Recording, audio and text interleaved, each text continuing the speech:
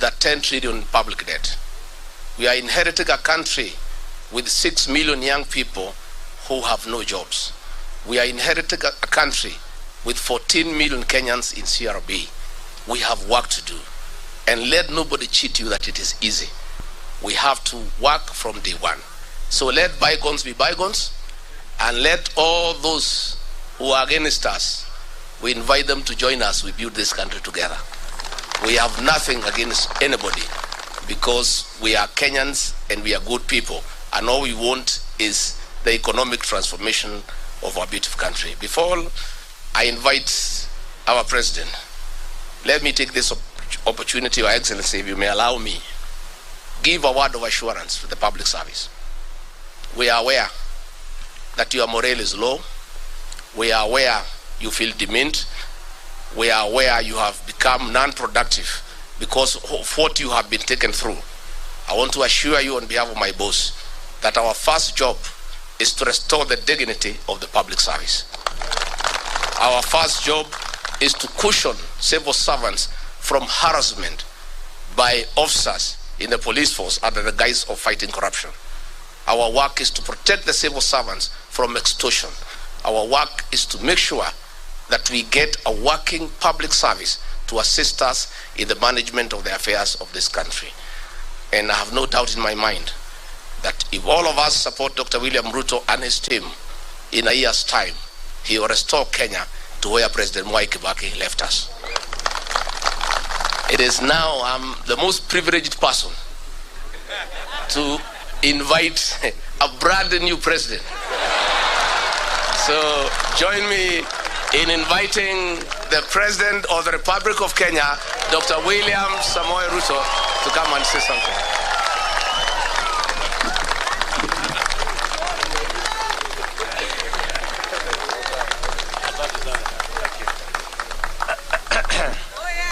Asanteni sana. Tafadhali tuketi chini.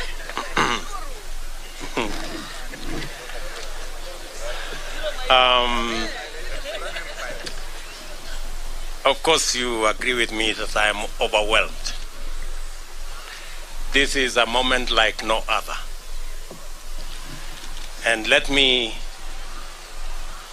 first take this opportunity to thank the Almighty God. Yes, it is God. I say it is God. Without God, we wouldn't be here.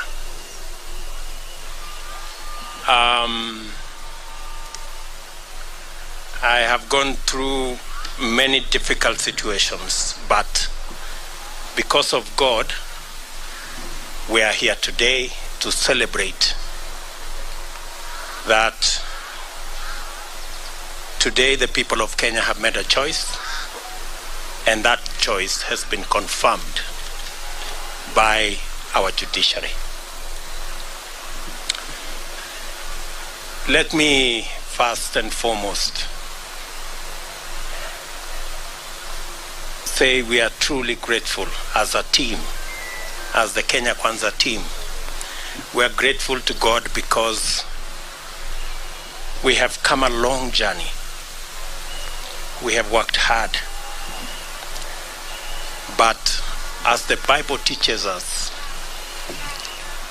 in Proverbs 20 verses 7, that some trust in chariots and others trust in horses, but we trust in God.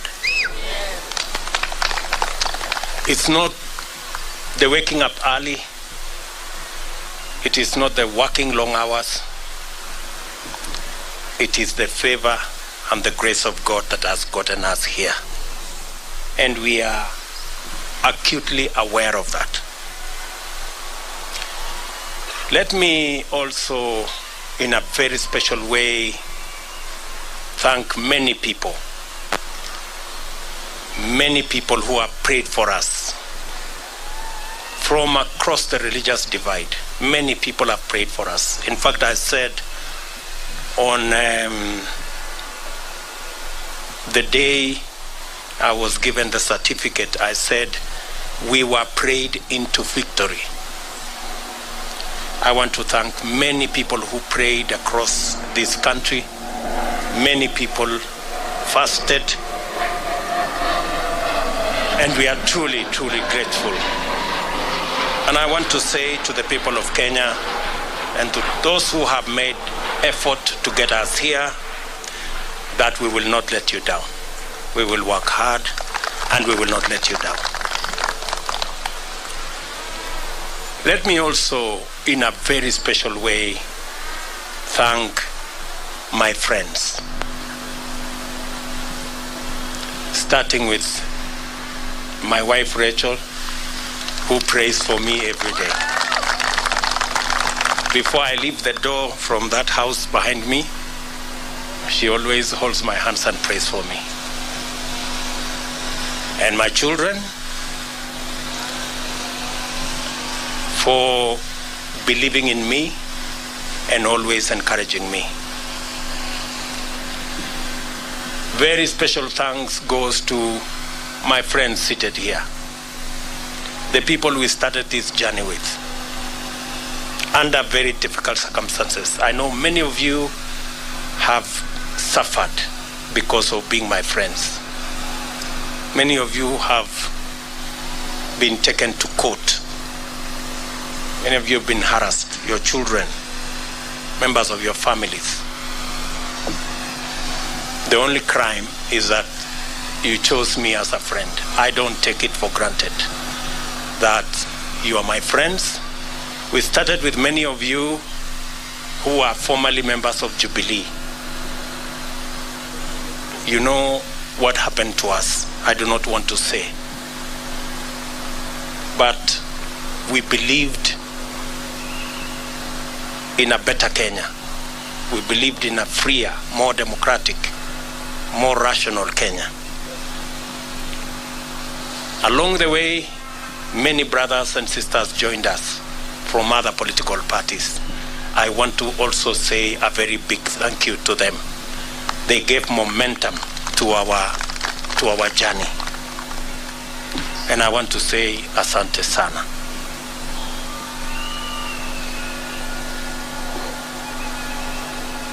Let me also congratulate and recognize and appreciate the people of Kenya who believed in us. They went out of their way. Under very difficult circumstances, they believed in us. They listened to us. You know, the legendary Mama Mboga and Boda Boda guys, they are the heroes of our campaign. They defined this election. They were the embodiment of our quest for a better economy for our Kenya, for our country. The millions of Kenyans who believed in us. Today, by voting for me, the millions who woke up early to go and vote, they have not only voted for me, but they have opened doors and gates for their own children in every village, in every neighborhood, knowing very well that their children as well can become leaders. And every child is free to dream, and every child is free to aspire to any office. And working hard, believing in God, they can get wherever they want to go. I think my election opens possibilities for all our children, irrespective of their background, irrespective of where they come from, irrespective of their financial status. But this afternoon, with the unanimous decision of the Supreme Court of Kenya, our lengthy, suspenseful, and protracted election has come to an end. My fellow presidential candidates and I made our respective cases before Kenyans and submitted ourselves to their sovereign decision at the ballot. After the results of the votes were declared, it was taken up before the Supreme Court for scrutiny to make sure, beyond all doubt, that the will of the people had prevailed.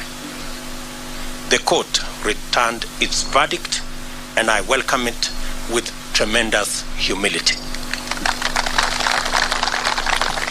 I salute the judges of the Supreme Court who have performed their duty with utmost fidelity to the Constitution. They listened to all parties, considered all issues, applied the law, and demonstrated their learning, impartiality, and patriotism.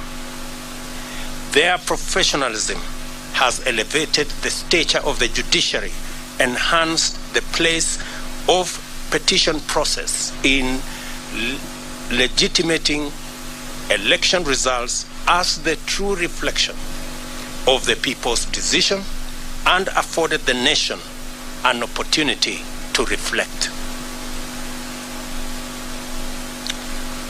It also afforded the nation an opportunity to debate and to come to terms with the implications of the last general election. I do not take this for granted, and I thank the judiciary in general and the Supreme Court in particular for staying strong as the shining beacon of constitutionalism and the rule of law, even in the most daunting of circumstances. And you know what I mean. The Supreme Court scrutinized, examined, and dissected and tested the declaration of the Independent Electoral and Boundaries Commission against the high standard established by the Constitution. The decision vindicated the Commission's effort to go all the way and deliver an election that exceeded public expectation and fully met the constitutional threshold of a secure, transparent, free, fair, and accountable election.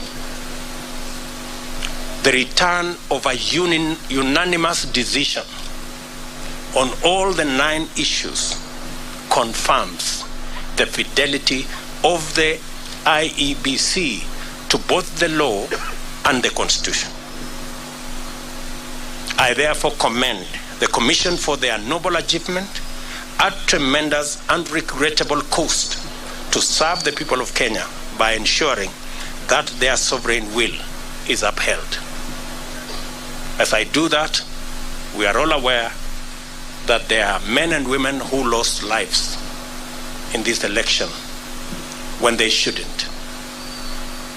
There was blackmail, threats, intimidation, and all manner of attempts to subvert the will of the people. The IEBC stood firm. The judiciary has vindicated the IEBC. This appreciation takes us to the point of proper appreciation of the just concluded legal process. Many of our supporters were a little unhappy about the delay, and some might have been tempted to impute bad faith in the petitioners who they say they saw to be taking advantage of the law to frustrate their wishes as expressed through the ballot.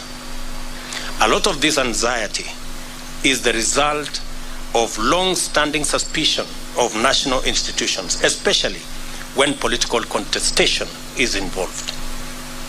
The Constitution of Kenya 2010 has done a lot to create comfort in institutions and the rule of law, and we continue to make encouraging progress on the path towards becoming a higher trust society, standing fully on its constitution. It was therefore perfectly legitimate for the petitioners to go before the Supreme Court to have their questions answered, doubts assuaged, and fears allayed. By exercising their constitutional right to take advantage of opportunities to establish the truth The petitioners tested the result and inscribed upon it the highest stamp of judicial, legal, and constitutional approval. Our electoral and judicial institutions have won, and the Constitution has asserted itself and prevailed. My esteemed competitors now have a credible basis on which to consider the outcome, and we are vindicated by the choice of the people of Kenya. The court's decision completes the loop of institutional stewards of the rule of law, entrench our Constitution, and express the sovereign will of the people who have articulated themselves quite eloquently, directly, and through their constitutional institutions. I congratulate all patriotic Kenyans who presented themselves as presidential candidates. It is not an easy decision, and a national campaign is not a walk in the park at best. I want all of you to know that your effort is acknowledged and deeply appreciated.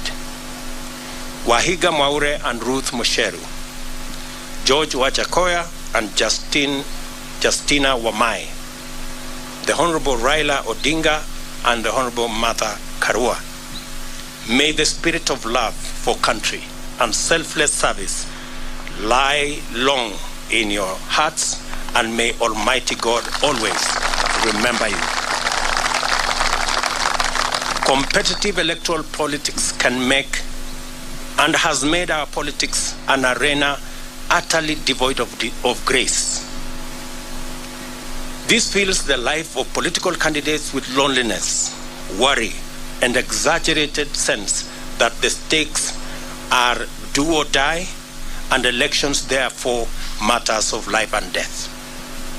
It poisons political competition, exterminating the sporting spirit which unites winners and losers by enabling them to access the grace to define their relationship in terms of what they share and not what divides them.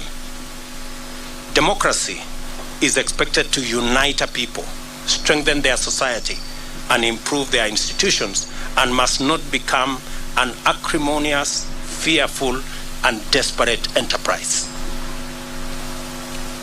We offered alternative visions and missions and submitted to the sovereign decision of the citizens of Kenya. We are only competitors, not enemies. We vied to unite and strengthen Kenya, not to divide and weaken it. I therefore consider all of my competitors to be my worthy compatriots.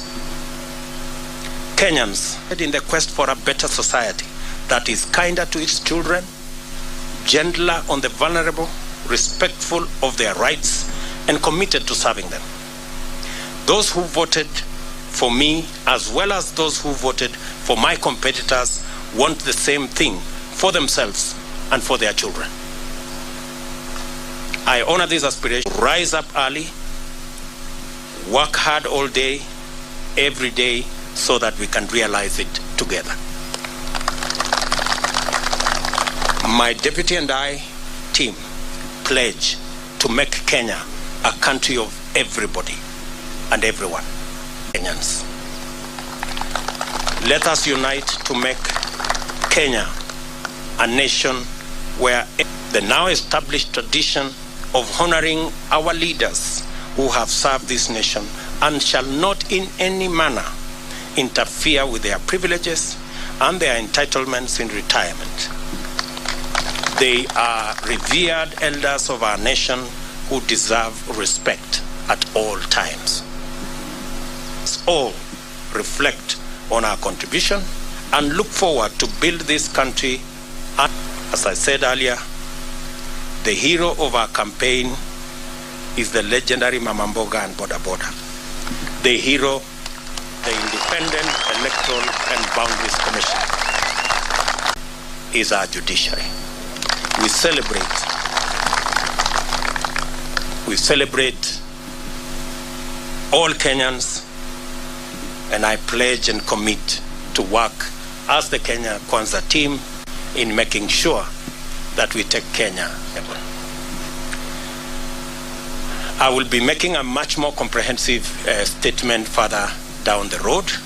I thought I should record, and my good brother Gachagua and the leaders who are here is about. I will shortly be. We have not.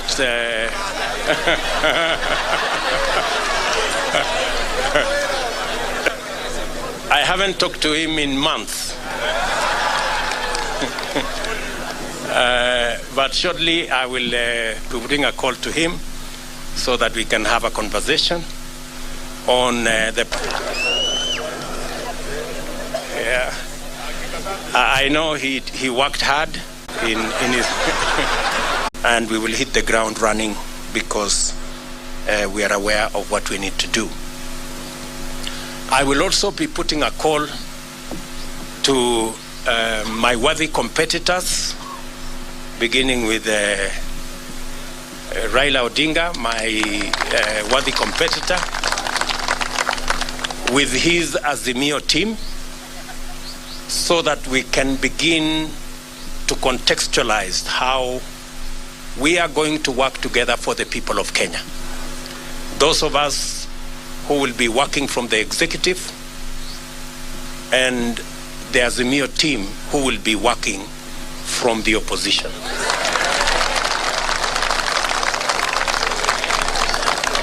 And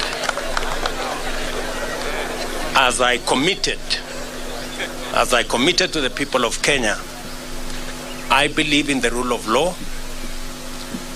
I do not believe in the handshake stories.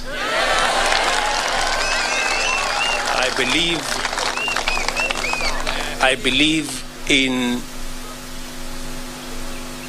an accountable government held to account by a responsible opposition. That is how Kenya is going to move forward.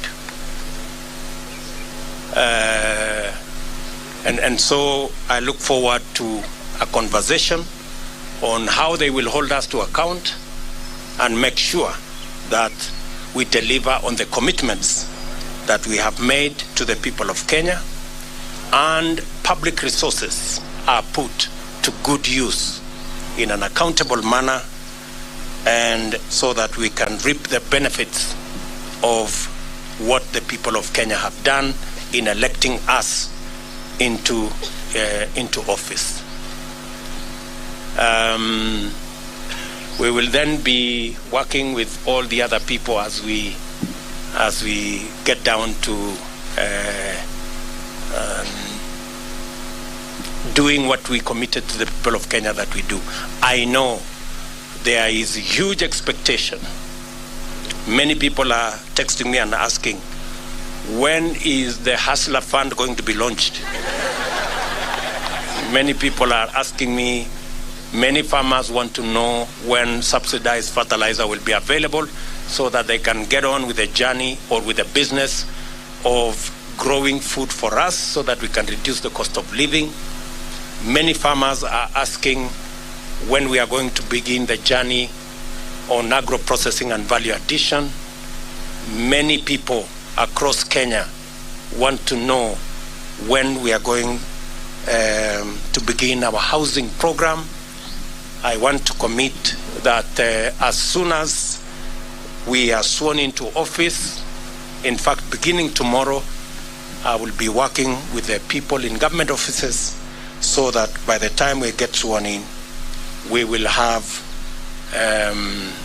work to do and begin the process of implementing our plan. Let me say to all of you, I know many people have come here. I know many members of parliament are here, many governors are here, many senators are here, members of county assemblies. Let me take this opportunity in a very special way to recognize our legal team, led by Senior Counsel Fred Ngatia. and Senior Counsel Kioko Kilukumi, and Senior Counsel Kiragu, and of course, my chief agent and team leader of the legal team, Professor Abraham Kidhure Kindiki. And all the senior lawyers here, let me not mention all their names. We had the best legal team anybody could assemble. And we are very proud of you, ladies and gentlemen. Thank you very much for protecting our victory and for doing your bit. I remember when I talked to them, I told them those of us who are politicians have done our bit. We handed over the baton to them, and I told them they should not drop the baton. And they brought it home in one piece, and we want to celebrate them. Tuwapige makofi jameni hawa makofi. Let me also say, for good record, that these great men and women, our legal team, volunteered their services for free.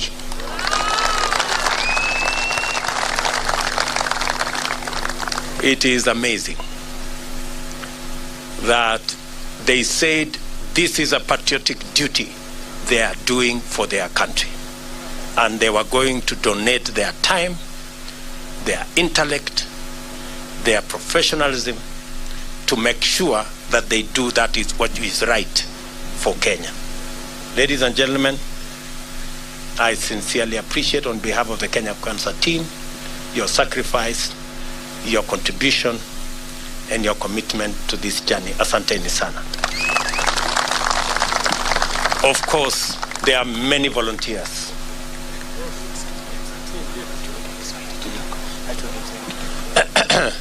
There are many volunteers who came across. There are many people who supported us in many ways. There are many people who contributed merchandise.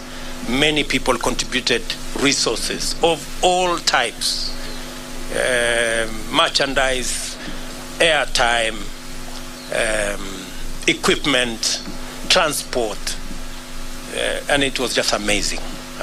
We ran a campaign. Many people believed that I was very organized, but I want to tell you, it was not me. Everybody made a contribution. That's why the whole thing looked seamless. We didn't have to push nobody to do nothing. Everybody did what they were supposed to do without asking. So I want to say thank you very much to our team. I want to announce that this marks the end of the politics of deceit and the politics of betrayal and the politics of conmanship. It is the end. We want the politics of the Kenya of the future. Every leader must be held to account on what they say, and they must match what they say with what they do. I promise you, ladies and gentlemen, that with the opportunity God has given us, we want to have a country based on the rule of law. As my deputy has said,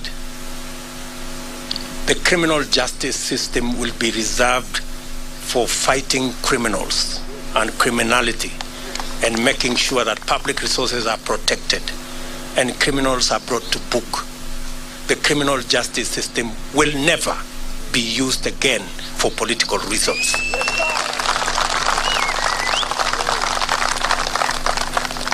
Let me say it again.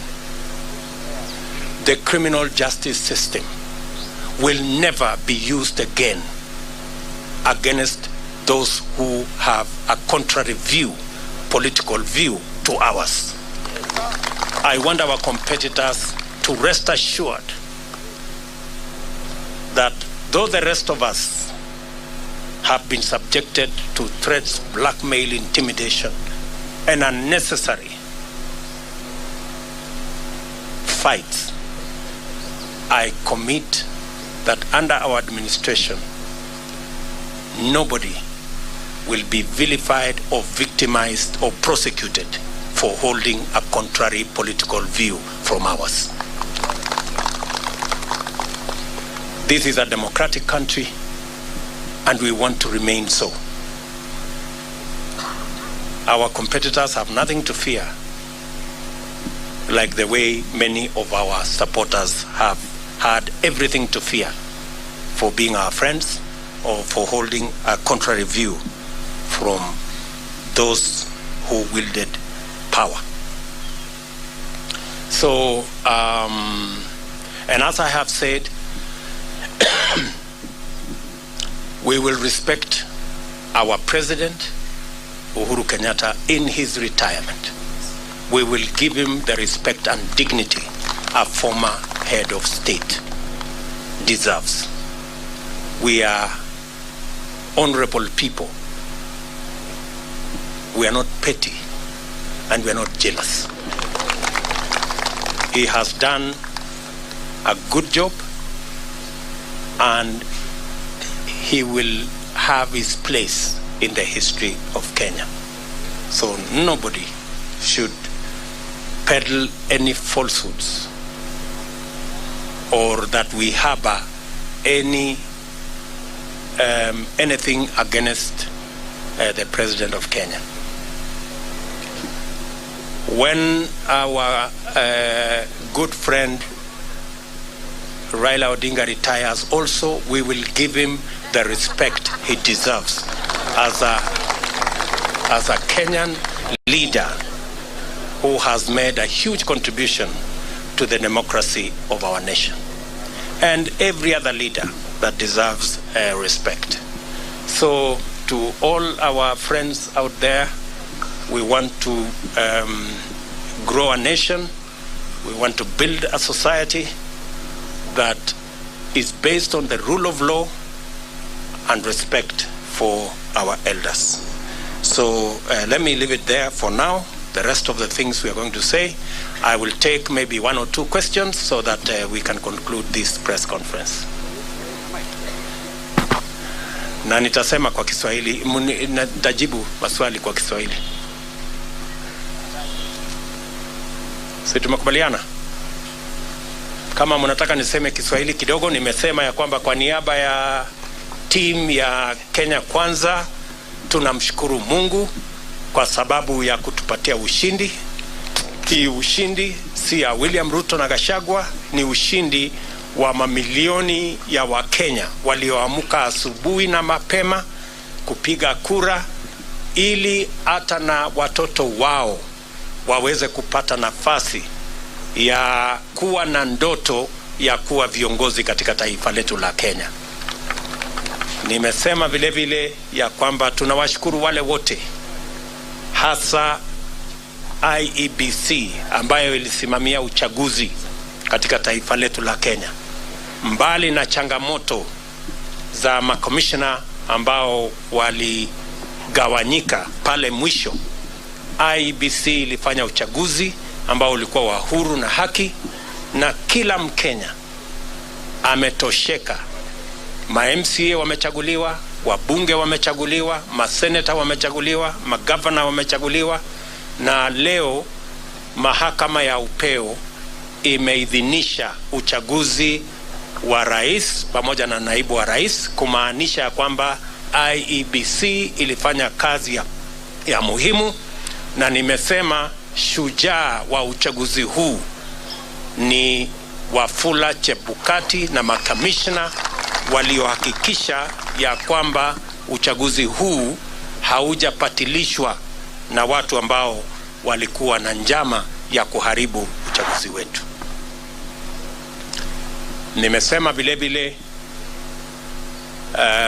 tutapata nafasi kama viongozi kuongea na rais wetu ambaye anaenda kustaafu, ili tuweze kupanga mambo ya kukamilisha succession kwa njia na taratibu ambayo iko na heshima.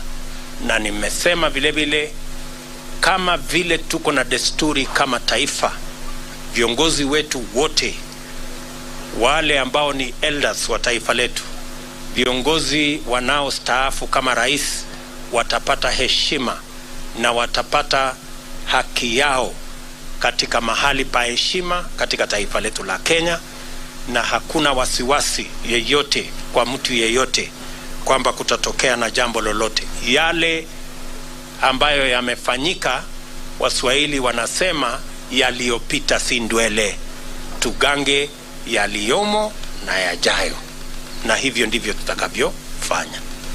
Tumekubali vile vile ya kwamba kamwe criminal justice system katika taifa letu la Kenya haitatumika kuendesha mambo ya siasa katika taifa letu la Kenya. Wanasiasa wote wako na huru wakuwa na msimamo tofauti ya kisiasa bila ya kujali ya kwamba watashurutishwa, watalazimishwa, watafunguliwa mashtaka yasiyo na maana. Hiyo haitafanyika katika taifa letu pale tukiwa viongozi katika taifa letu la Kenya. Wananchi wengi wameangaishwa, wamesumbuliwa, wamefanyiwa mambo mengi kwa sababu ya misimamo yao ya kisiasa, na tumesema haya mambo tutayakomesha. Tunataka kuwa na nchi ya demokrasia, mahali maoni ya kila mtu ni ya muhimu na hakuna mtu atashurutishwa kuwa na msimamo mmoja ama msimamo mwingine. Any questions, good people? Thank you very much. I don't think you have any questions. Uko na swali ya kusema nini? Sema jina. Thank you so much, Your Excellency. Congratulations on your win. My name is Ibrahim Karanja. I work for NTV. Yes, you have right. repeatedly said during the time the IEBC declared you as a winner, and even now when the Supreme Court has upheld your win, that you will work your government and with the opposition to the extent that it remains in the opposition. From where you sit, how should Kenyans take then your move of incorporating members of parliament who were elected in what were opposition parties in the election? Thank you so much. Thank you very much. You know, as I have said, there are many people who today are in Azimio, not because they want to be.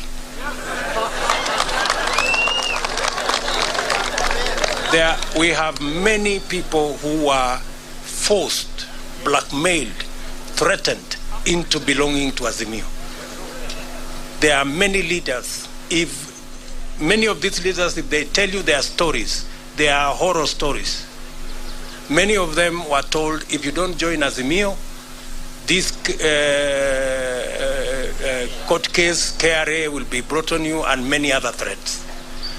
And that's why I said the other day, our good brothers, competitors on the other side, they have to really think of how to take their coalition into the future now that they don't have the instruments of blackmail, threats, and intimidation. Because they have built their coalition using force and blackmail.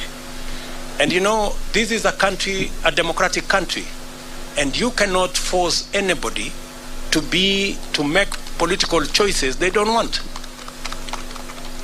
Imagine even a law was passed that makes people prisoners of a certain coalition.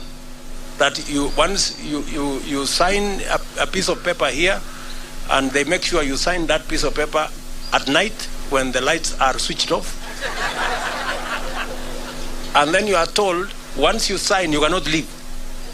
You know, that is not a country that we all wanted to belong to. So there will be people who will want to join Kenya Kwanza, and you know, a majority of the people who have decided to come and join Kenya Kwanza actually were people who we were together before. They were just boxed into a corner, threatened, blackmailed, and told they must belong to a different formation. So, because we are a country of free choices, yeah, I want you to know that we will have an opposition in Kenya. There will be no handshake like the one we witnessed before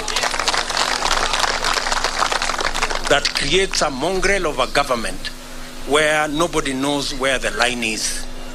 That one will not happen. But there will be people who will choose because of preference, because, for example, I'm sure maybe you're talking about Ali Roba and his team. Ali Roba and his team are members of Jubilee. We were together. Or Kiraitu Murungi for that matter. These are people we were together. They were just told, you must be here, otherwise X, Y, and Z will happen. Now that we are breathing fresh air and freedom has arrived, they are now, they can now make the choices. Thank you very much. Any other question? Yes, my good friend. Mpatie ule microphone.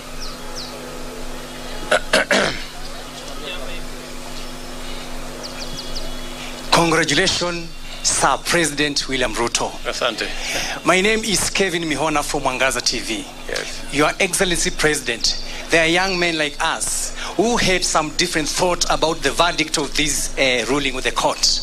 What would be your encouragement to them? They are burning. I've been from the streets of Nairobi, and some of them are burning. Kindly tell them a word of hope. Thank you. As I have said, two things. We are a democracy.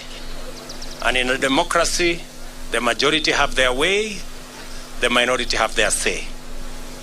Number two, I have said here, the administration we are going to run is the administration that is going to serve all Kenyans, irrespective of whether they voted at all or whoever they voted for.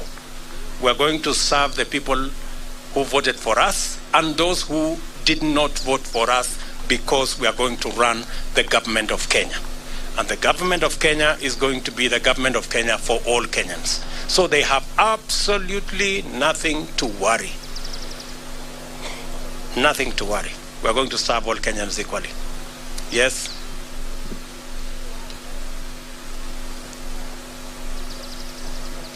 Mr. President, congratulations. Thank you. My dream was to be a professional footballer, but I had to kill that dream. What's your plan now that you're in power in terms of stadiums and making sure the football in this country works? Because there are so many dreams out there have been killed because of individual selfish reasons. What's your plan on that one? The same way the people of Kenya have made my dream a citizen from nowhere come true. As I have told you, I will work hard. You have read our manifesto on matters to do with sports, and we will work hard to deliver on our commitment so that people like yourself and many more who have dreams and their dreams stagnated or died because there was no opportunity, that we create that opportunity so that people like yourself or even other people who have aspirations like yours can also attain or make their dreams come true. That's how. That's how. Yes, one last question. Yes, give. Yeah, my name is Ken. Yes. Jenga Wambui from Minoro TV. Yes. We understand that from the Constitution, Chapter 9, Article 141, the President shall be sworn in the first Tuesday after 7 days. What is this one thing that you will promise Kenyans that you will deliver within the first 100 days once you assume office? There are many things, Njenga Wambui. And how is Inoro, by the way?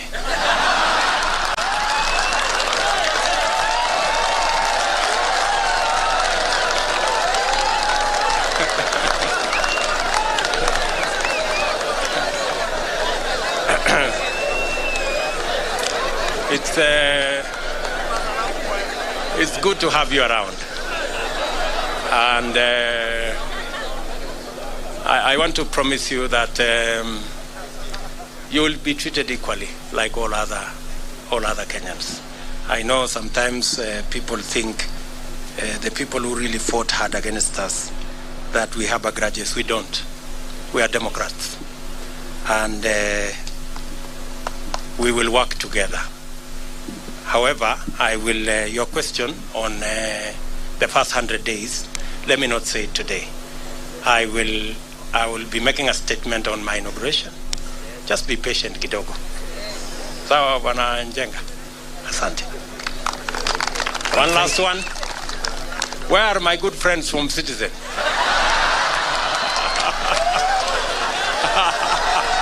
Citizen.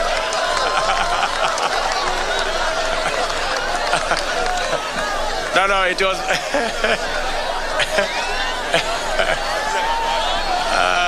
Citizen? Where are they? No, it's okay.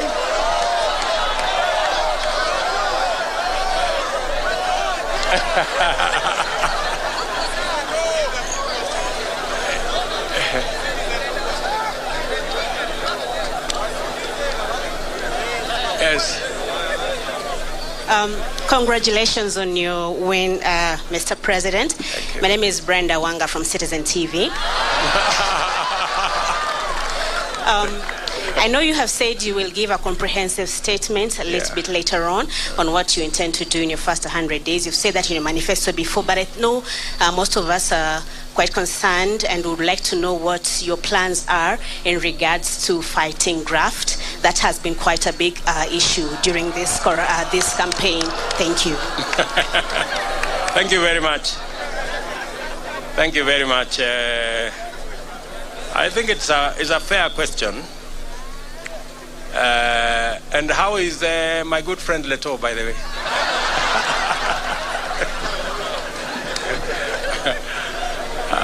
And say hello to Chemutai Goinchi. So, as I have said, I am going to make a comprehensive statement. And I want to promise you that among the things I want to do on the 100 days, one of them is going to be about tackling corruption. So expect a statement and expect there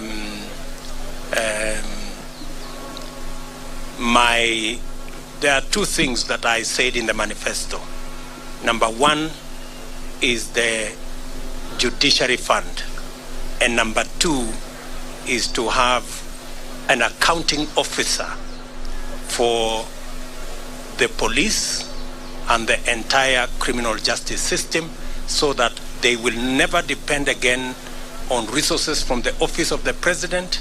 They will have their own independent budget and an accounting officer, so that they can go after anybody that is involved in graft or in wastage or in theft without getting permission from the office of the president. We will treat those institutions as the Constitution expects us, as independent institutions. But I'm going to make a statement about on that, or as among the things that will be in my 100 days to do list. Sawa. Very good. Otherwise, I think we can leave it there for today. Mimi nataka ni waambie asante sana for coming. All the good friends from the media, thank you very much. We're going to be sharing information with you as often as we can. And I am just requesting that let's put the campaign behind us and let us look into the future together. We may all have supported different candidates, but the people of Kenya have made a choice. Sindio? Sasa tujipange tu kwenda mbele pamoja. Bas, asanteni sana na watakia baraka ya Mungu. Thank you. All right, kindly, let's remain seated. Kindly, let's remain seated for a minute. Would just like to have a few photographs, Your Excellency, with your permission. Live from the DP residence in Karen here in the county of Nairobi, President-elect William Ruto